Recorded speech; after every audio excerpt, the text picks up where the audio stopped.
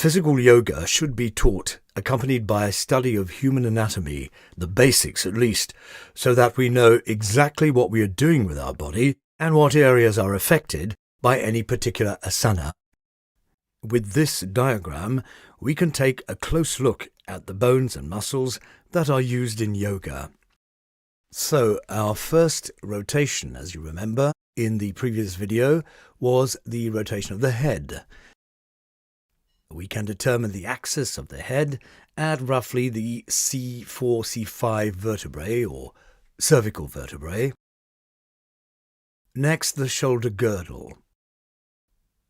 And we can see that the articulation, or the axis rather, can be seen between at the connection point of the scapular and humerus bones.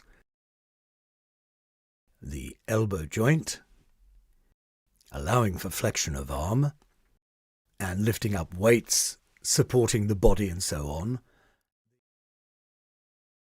The wrist joint and the hand made up of 3 series of bones and articulations. Moving on to the upper chest or torso rotation, that we can see that the axis point or line can be determined at the T12 vertebrae. The whole torso or waist rotation can find its axis at the lumbar 3 or 4 vertebrae, allowing for rotation. Next, we move on to the hip rotator, where we have the femur bone of the leg meeting or connecting with the iliac bone. We move on to the knee joint, an extremely fragile joint, and we really need to exercise this part of our body very regularly. We can move on down to the ankle joint and the foot with its series of 3 major bones and articulations. Let's have a posterior view just to make sure. Here you can see the axis is a bit high here in this example. It's actually lower at the C4, C5 vertebrae. The axis and articulation of the shoulder blade and the elbow and the hand.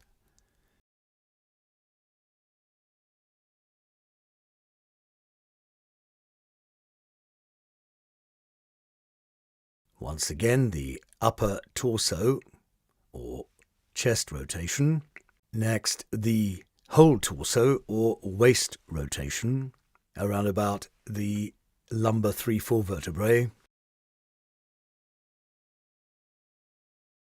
And the hip rotation or leg rotation.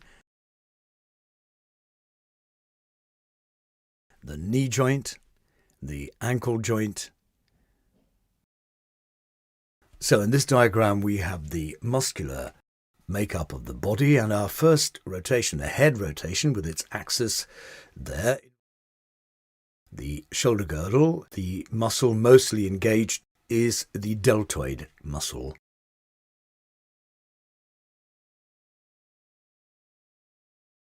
Moving on to the elbow and a wrist.